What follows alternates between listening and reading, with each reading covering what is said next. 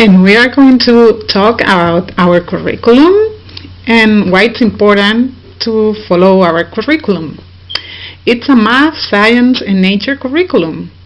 And first, we're going to talk about the outcomes and the indicators. The outcomes is what you can expect after you use this curriculum. And the indicators are signs of what our children are learning. Then we're going to talk about the importance of stories and the importance of songs.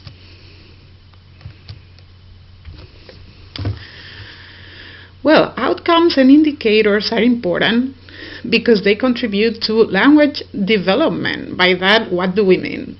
We mean communication, right? They're going to be important because with sign language, your child is going to learn to listen. He's or she's going to start recognizing sounds, and also it start to communicate, right? Her own thoughts, her own feelings, and that's important because we all like children that can communicate, right? Literacy, what is that? Well, mainly reading, right? Reading, writing, and starting to recognize sounds. You see, the curriculum is it all blends in, right? Because at the same time you start to communicate, you need to start recognizing those sounds that make up communication. Then math, again, once you start to recognize the concepts, you start to recognize numbers, right? 1, 2, 3, and the visual of the signs help the children recognize numbers with quantity of something, right? There's also geometry, right? Just from the beginning, learning circle, square, triangle, right? You can learn your shapes and you relate those shapes to your real world. Then there's science, and who doesn't like science, right? Looking around you, looking at nature, we can learn about animals, and we can learn about how to apply what we learn, right? That's our science skills. We start to follow a method that brings us knowledge, right? Once we start to be inquisitive about nature, then we start to learn about nature. Then there's the part about creative arts, right?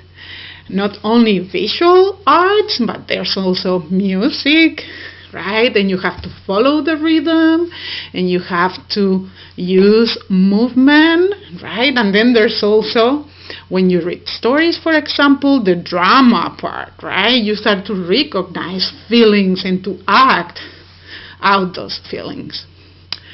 Then there are social and developmental aspects, right, of our curriculum. And what do we mean about that? We mean that the child start to recognize him or herself, right?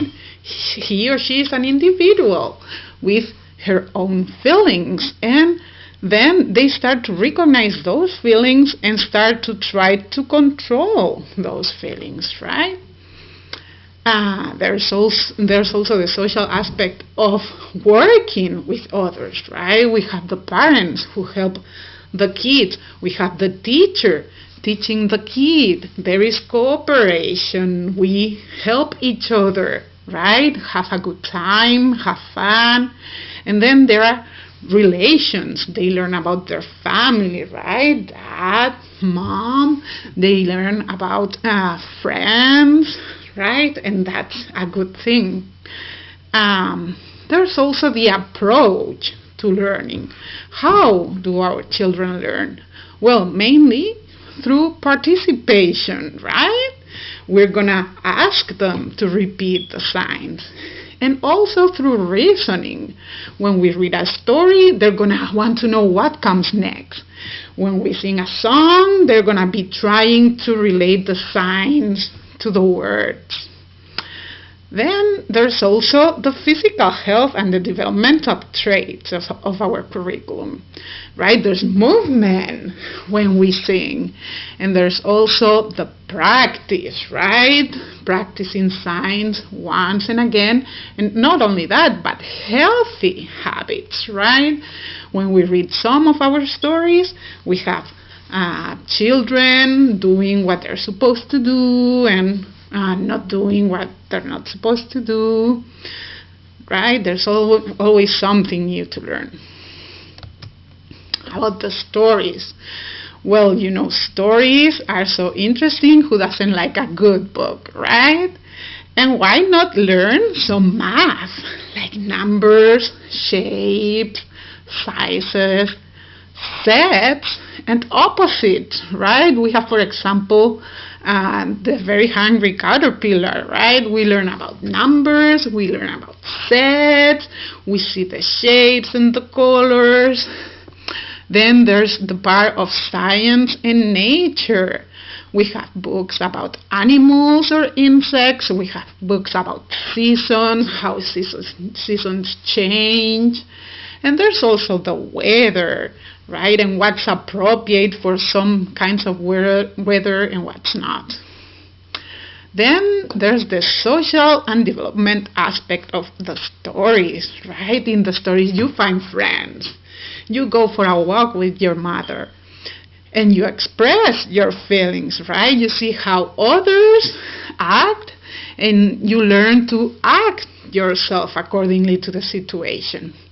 And then there's the cultural factor, right? We have very beautiful stories from old times or from other cultures that we love to hear once and again, right? And related to culture, there is foreign language, right? And there's also the possibility of reading books in Spanish. And songs. With songs, there's always same thing, right? We all love to sing songs over and over and again when we like them. Same thing with children.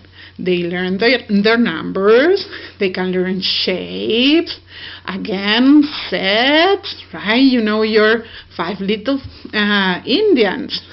We learn also science and nature through our songs, Twinkle, Twinkle, Little Star. And we can also learn foreign language songs, right? And it is so easy to repeat a foreign language.